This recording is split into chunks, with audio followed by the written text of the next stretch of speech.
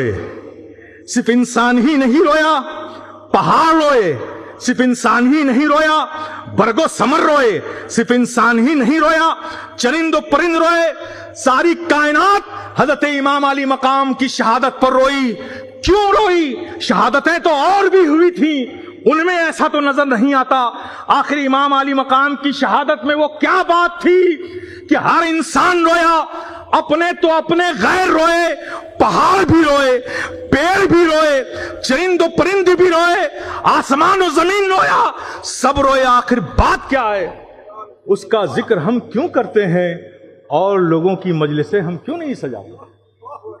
یہ ایک سوال ہے، میں آج آپ کو اسی سوال کا جواب دینا چاہتا ہوں۔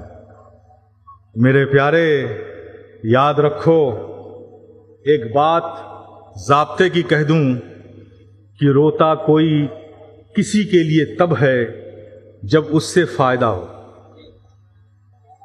ایک گھر کا ایک ذمہ دار آدمی جو اس سے پورا گھر چلتا ہو، وہ اگر مرے گا تو گھر کے لوگ روئیں گے، پڑوسی تو نہیں روئیں گے۔ لیکن ایک ایسا آدمی جس کو پورے محلے کو جس سے فائدہ ہوتا ہو، اگر وہ مرے گا تو اس کے غم میں پورا محلہ روئے گا۔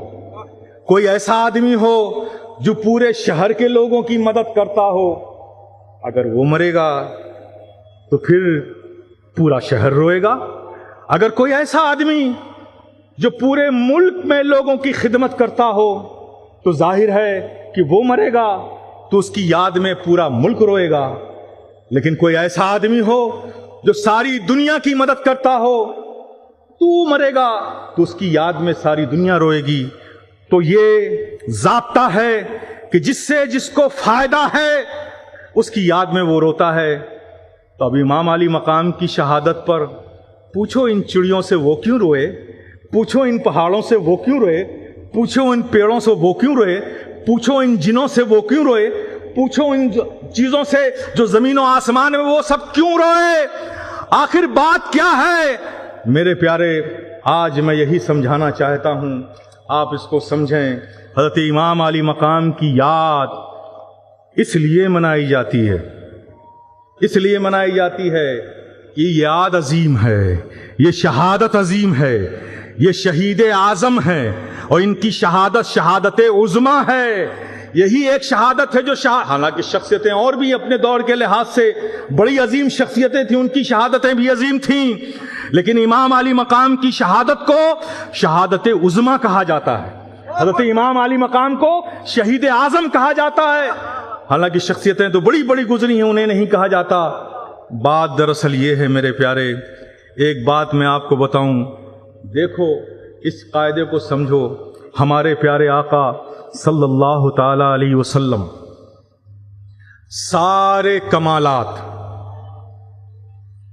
جتنے بھی کمالات ہیں، جو چمکتا ہوا وصف ہر نبی میں اللہ نے دیا تھا، ان سارے چمکتے ہوئے وصف کو، سارے کمالات کو، سارے خوبیوں کو اللہ نے اپنے محبوب میں جمع کر دیا۔ اس لیے ہمارے آقا جامع الکمالات ہیں، جامع الصفات ہیں، سارے کمالات کے، سارے صفات کے جامع ہیں۔ ہر کمال اس میں ہے، ہر صفات ان میں ہے، ہر کمال کے وہ جامع ہیں۔ آپ بھی جانتے ہو کہ ہمارے آقا ہر کمال کے جامع ہیں نا، ہر فضل کے جامع ہیں، ہر خوبی کے جامع ہیں، ہر صفات کے جامع ہیں۔ یہ بات آپ بھی جانتے ہو اور یہی عقیدہ رکھتے ہو۔ لیکن میرے پیارے، آپ مجھے بتائیں، یہ شہادت یہ بھی تو بڑے فضل کی چیز ہے نا، ہے نا؟ فضل کی چیز ہے نا۔ شہید ایک ہوتا ہے، شاہد ایک ہوتا ہے، شہید۔ دونوں کے معنی گواہ کے ہوتے ہیں۔ شاہد کے معنی بھی گواہ کے ہوتے ہیں اور شہید کے معنی بھی گواہ کے ہوتے ہیں، لیکن شاہد اور شہید میں فرق ہے۔ شاہد اپنی زبان سے گواہی دیتا ہے اور شہید اپنے خون سے گواہی دیتا ہے۔ شاہد اپنی زبان سے گواہی دیتا ہے اور شہید اپنے خون سے گواہی دیتا ہے۔ دوسرا فرق سمجھو، شاہد جو ہوتا ہے جب اس نے گواہی دے دی بس اس کا کام ختم،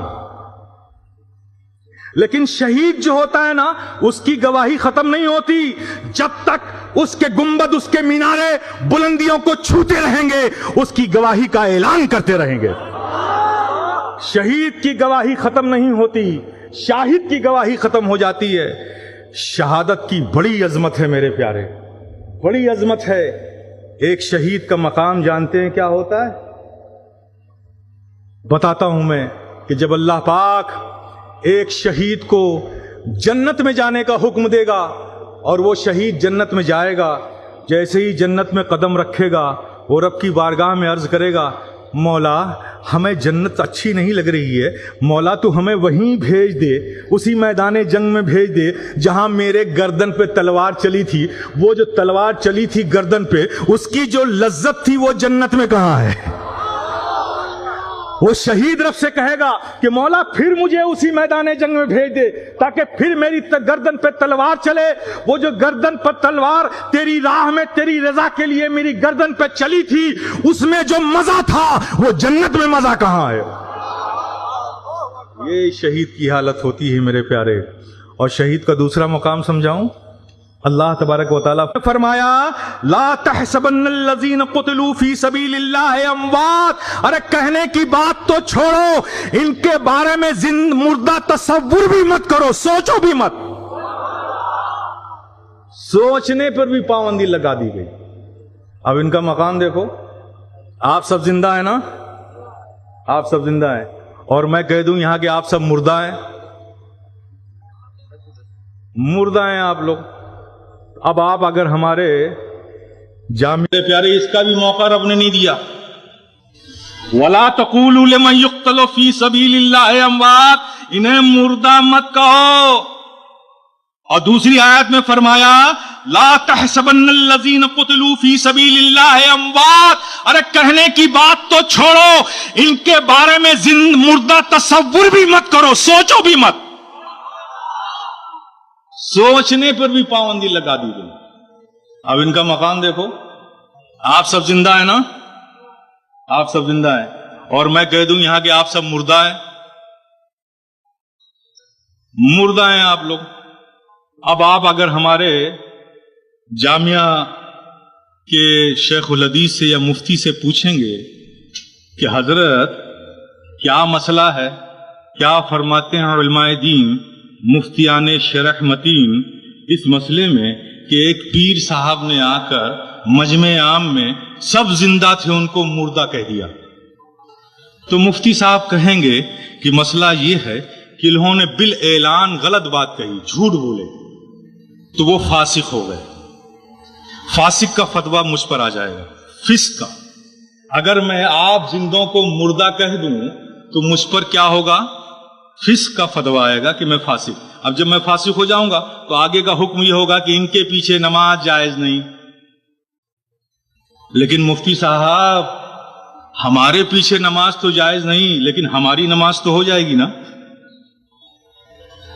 ہماری نماز تو ہو جائے گی نا۔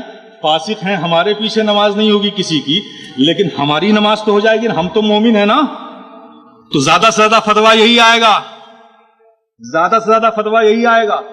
لیکن قرآن جن کو کہہ رہا مردہ مت کہو، اگر تم نے ان کو مردہ کہہ دیا تو قرآن کہتا ہے وَلَا تَقُولُوا، مت کہو، اور تم قرآن کے حکم کے خلاف کرو گے، کہو گے تو بات کفر تک چلی جائے گی۔